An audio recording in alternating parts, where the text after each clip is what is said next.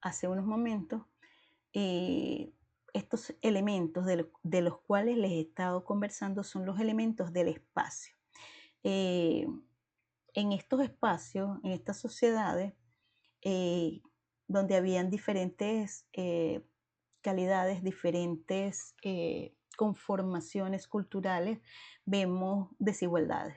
Algunas donde ya había un incipiente desarrollo de jerarquías y clases sociales, lo que juega un papel importante en todo lo que tiene que ver en la producción del espacio social y en las desigualdades económicas y sociales.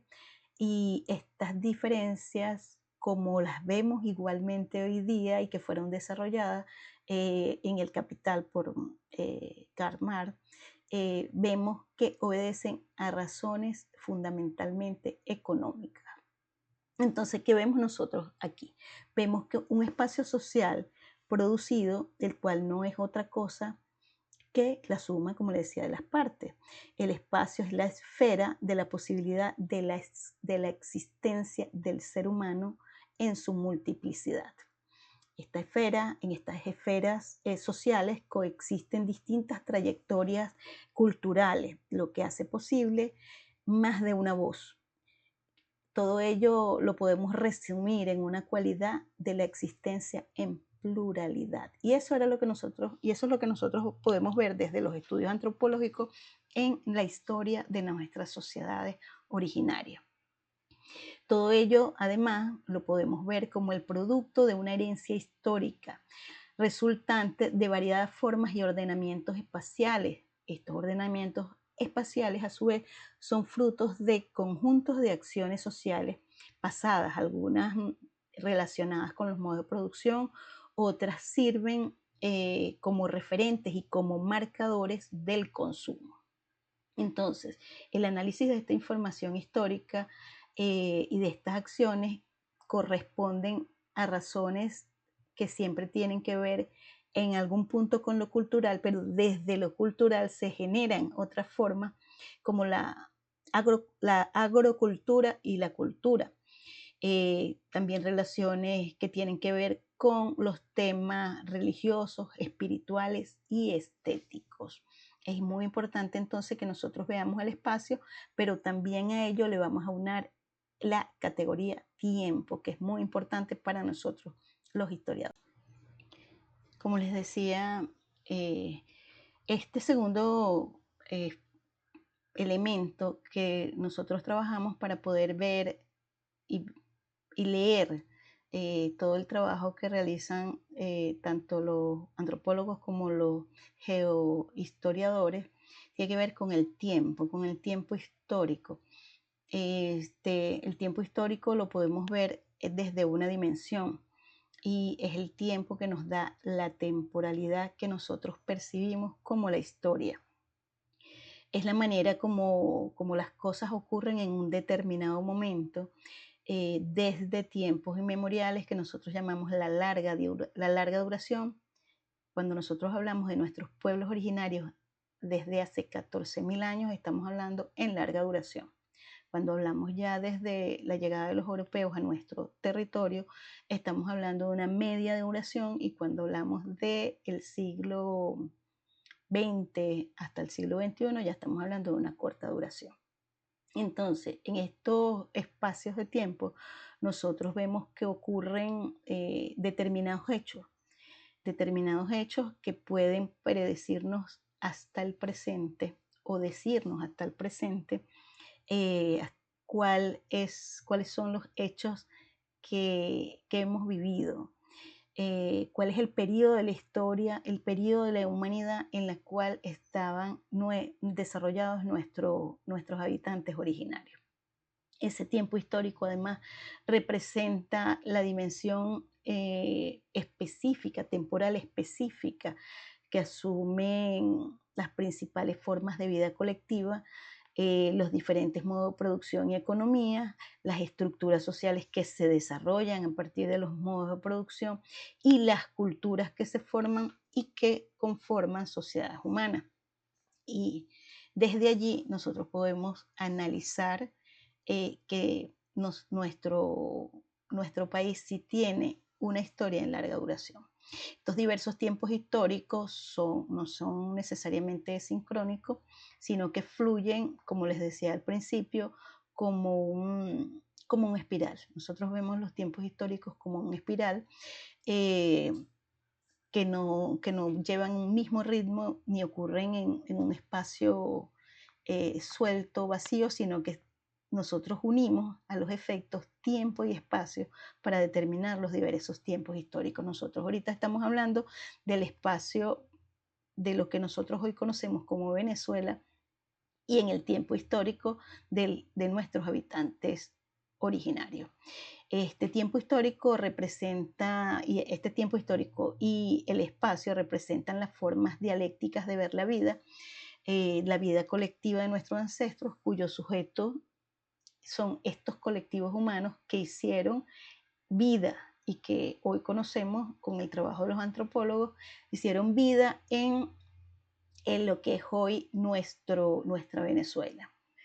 Los cuales se organizaron territorialmente en regiones geohistóricas que presentan características naturales y albergan recursos naturales para la subsistencia de sus particularidades. Este tiempo histórico puede corresponder con una región geohistórica, un sistema espacial que es producto concreto de una acción de los grupos humanos sobre su entorno natural, en el cual tienen lugar los intercambios reproductivos que aseguran su existencia, su reproducción social y su reproducción biológica. Entonces, es allí donde nosotros podemos ver. ¿Cuál es el ejemplo que nosotros podemos dar a ello?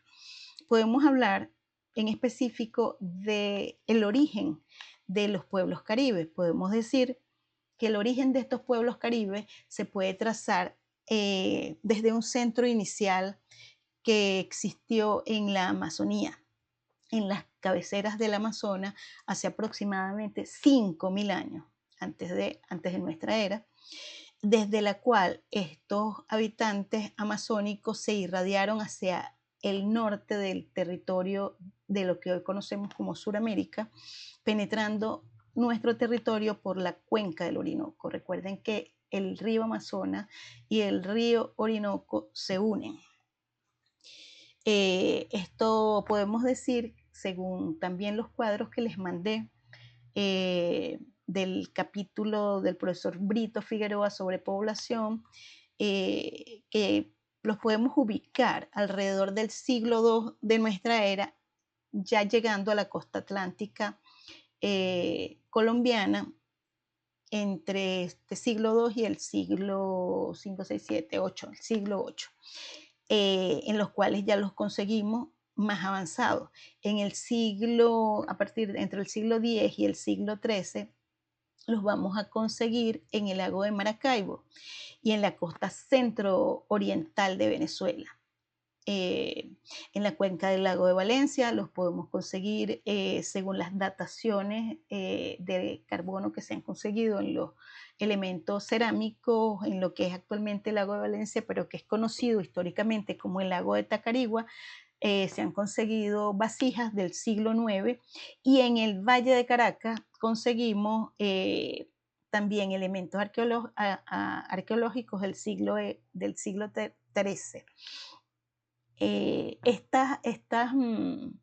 Estos movimientos del pueblo caribe lo que nos quiere decir es que se movían por todo nuestro territorio. ¿Cuáles eran las autopistas que ellos utilizaban para moverse sobre nuestro territorio? Los grandes ríos, nuestras inmensos nacientes de agua, porque recuerden que la zona que nosotros llamamos como el macizo guayanés, en un tiempo histórico fue el único espacio de nuestro territorio que nunca estuvo completamente cubierto de agua. En cambio, el resto de lo que es hoy nuestro territorio venezolano, por un tiempo fue un gran repositorio de agua, o sea, que es donde se unían en parte eh, los océanos que nos cubren como continente. Entonces, ya en el siglo XIII los pueblos caribes se iban desplazando hacia el occidente e iban absorbiendo a los antiguos pueblos arahuacos. Por eso les digo que los pueblos guaraos, el pueblo guarao es un pueblo amazónico que fue desplazado por un pueblo amazónico arahuaco que fue desplazado por los caribes hacia el occidente de Venezuela. Estos desplazamientos masivos además se podían dar desde diversos, se podían dar por diversas causas. Una de las causas que tiene más fuerza es la de los cambios climáticos. Lo que nosotros hoy relacionamos con el niño y la niña, ya eso existía para la época, entonces ellos podían vivir tiempos de grandes sequías y tiempos de prolongadas precipitaciones. Entonces, vemos que estas olas expansivas de la población, de nuestra población caribe, por todo el territorio, eh, culmina entre los siglos IX al XIV de nuestra era con la ocupación de extensos territorios integrados desde lo que nosotros conocemos como parte del occidente de Venezuela, la Guayana, la Amazonía, todo lo que es hoy Guyana, Surinam, Cayena, toda la costa atlántica suramericana, desde Paria hasta las bocas del Amazonas. Este es uno de los más importantes rasgos agroecológicos que parece estar vinculado con la expansión caribe hacia el norte de Sudamérica, lo que les hablaba anteriormente, que ellos habían sido sumamente exitosos. Entonces ellos se pueden mover por esto que tenemos aquí en esta gráfica, que es por el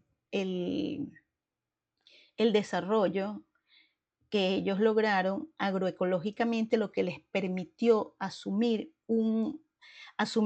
y la palabra específica es domesticar un sistema especial, lo que les hacía posible coexistir desde múltiples procesos sociales. Estos sistemas espaciales también nosotros los conocemos como regiones geohistóricas. Y estas regiones geohistóricas las conocemos como estructuras que persisten en la medida en que sus contenidos son capaces de conservar sus coherencias internas. Nosotros podemos ver hasta ocho regiones geohistóricas en nuestro país.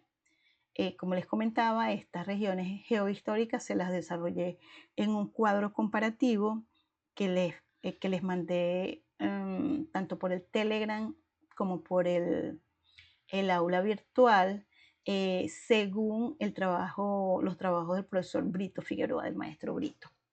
Entonces, como veremos, esta coherencia en las regiones geohistóricas precapitalistas venezolanas respondía a la posibilidad y a la necesidad de integrar y combinar en diferentes etnias sus procesos productivos y reproductivos. Entonces podemos ver que a partir del siglo XVI serán estos diversos procesos de acumulación de capital los que comiencen a sustentar las relaciones de poder entre los bloques hegemónicos. Ya estamos hablando del siglo XVI, vamos a seguir hablando de nuestros habitantes originarios, pero en este momento vamos a hacer una analogía con lo que sucede ya a partir de la llegada de los europeos, que cambia el sistema de producción, ya es un proceso, ya deja de ser un proceso natural entre los habitantes originarios y una relación comunitaria con la naturaleza, y pasa a ser a su vez pasa a ser procesos de acumulación capitalista. Ya salimos de los sistemas precapitalistas y entramos en lo que es la acumulación de capital, que es lo que vienen a buscar los europeos aquí en nuestras tierras, vienen a buscar riquezas.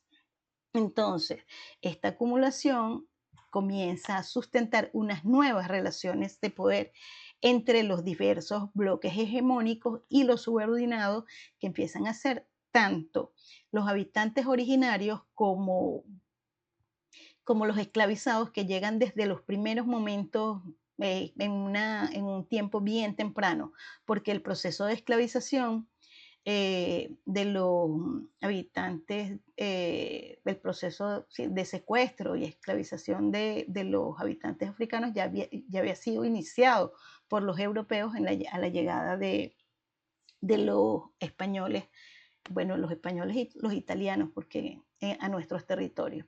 Yo les digo los europeos, porque realmente venían tanto de Castilla como de parte de lo que es actualmente Italia.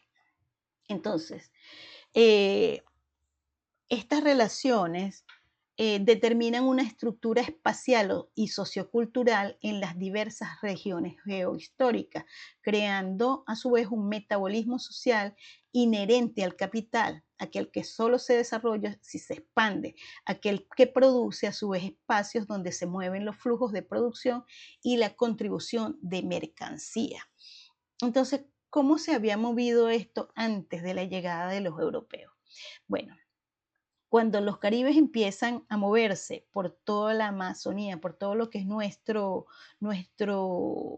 espacio geográfico, nosotros encontramos que esa característica agroecológica que los hace tan exitosos tiene que ver con lo que les decía anteriormente, que con el cultivo de camellones, campos elevados, que son lo que nosotros conoceríamos hoy día como cultivos hidropónicos y que se utilizan positivamente con los movimientos de los ríos y como nosotros estamos ubicados geográficamente sobre grandes ríos, ellos utilizaban a su favor este movimiento de los ríos, como les decía anteriormente, según el tipo de estación, si habían grandes sequías o si por su parte eran temporadas de grandes lluvias.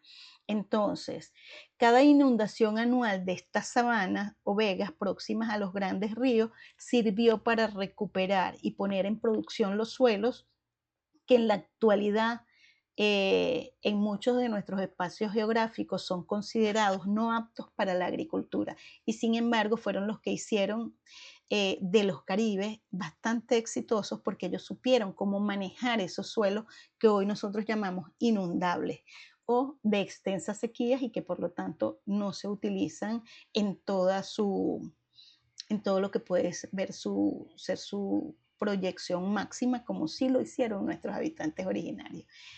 Y bueno, hay partes de, hay algunos otros países, he conseguido trabajos tanto de Colombia como de Bolivia, donde se está utilizando en lo que ellos llaman los llanos mojos. Los llanos mojos son zonas como Apure, Barinas, los llanos que son inundables, se llaman en la, en la historiografía, en todo lo que tiene que ver con el estudio antropológico de estos espacios, ellos los llaman los llanos mojos.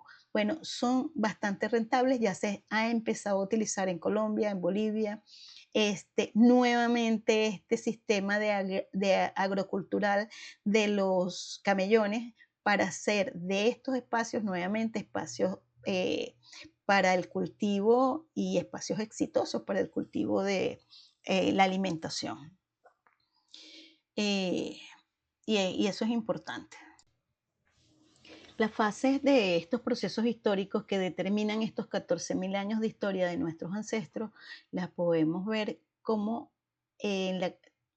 cómo se estructuran eh, en la construcción de espacios sociales que han tenido y siguen teniendo lugar en Venezuela, desde las sociedades precapitalistas más antiguas hasta el actual Estado liberal burgués. Ustedes me van a decir, no, profe, estamos en un Estado socialista, estamos en un nuevo momento histórico. No, nosotros seguimos inmersos dentro del sistema capitalista. ¿Por qué razón? Porque nosotros no estamos solos en el mundo, nosotros estamos dentro de un sistema y este sistema no ha cambiado.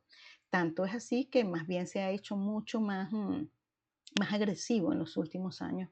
Es un sistema que ahora, y lo hemos visto en este año, que ha sido mucho más eh, claro, nítido, porque generalmente no era, generalmente buscaba las formas de penetrar territorios para tomar sus riquezas y lo hacía buscando alguna forma de subterfugio para hacerlo. Ahora no, ahora lo está haciendo como un imperio que llega e intenta tomar todo lo que quiere. Lo acabamos de ver en Irak, lo estamos viendo en el asedio a Cuba, lo estamos viendo en el asedio a Venezuela.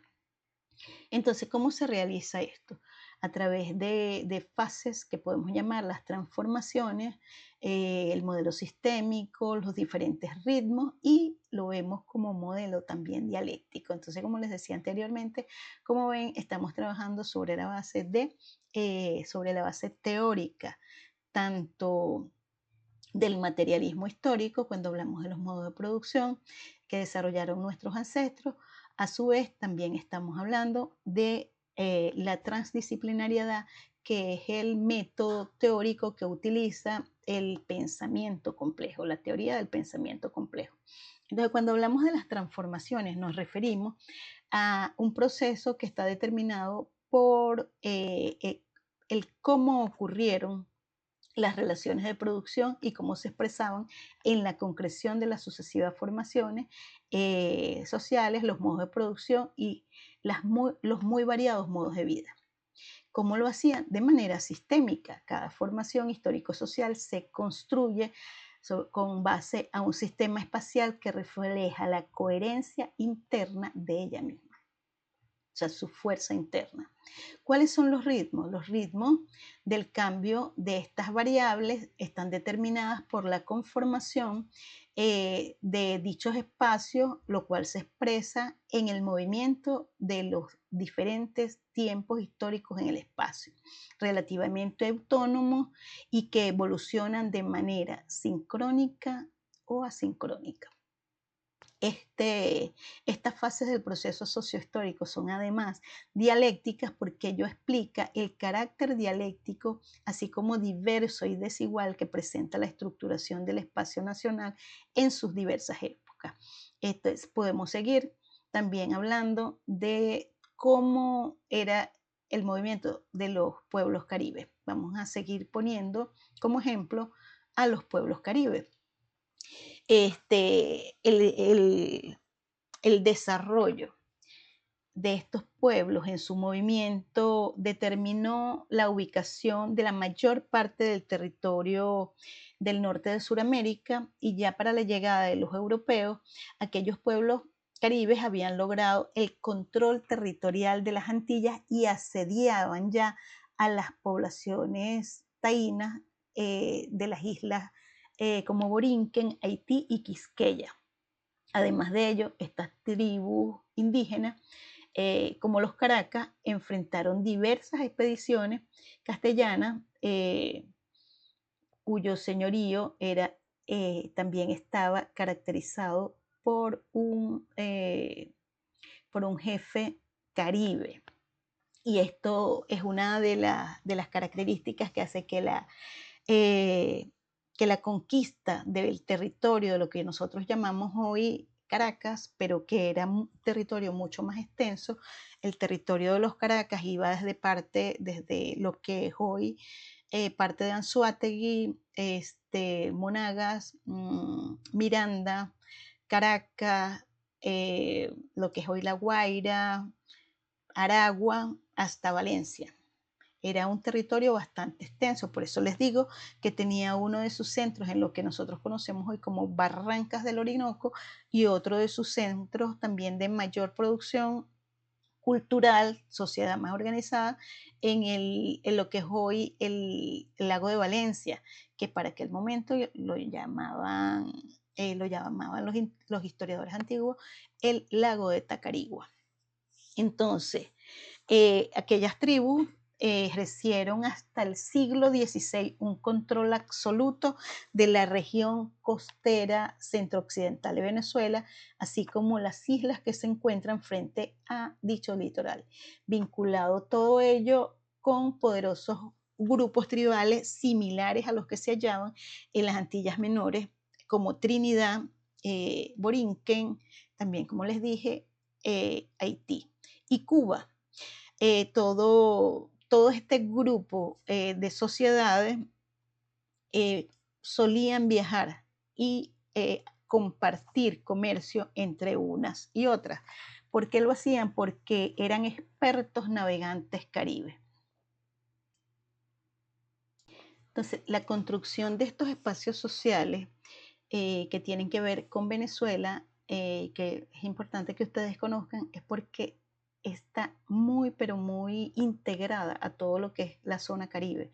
Lo que nosotros hoy podríamos visualizar como eh, el espacio multilateral del ALBA, ya para tiempos inmemoriales ya eran espacios que estaban interconectados de manera comercial. ¿Cómo sabemos nosotros todo esto? Porque por investigaciones arqueológicas ya previamente documentadas, y les he dado a algunos de los autores que han realizado estos trabajos, había la existencia de una macroregión caribeña, y esta se puede determinar como en un tiempo histórico desde finales del último milenio de nuestra era.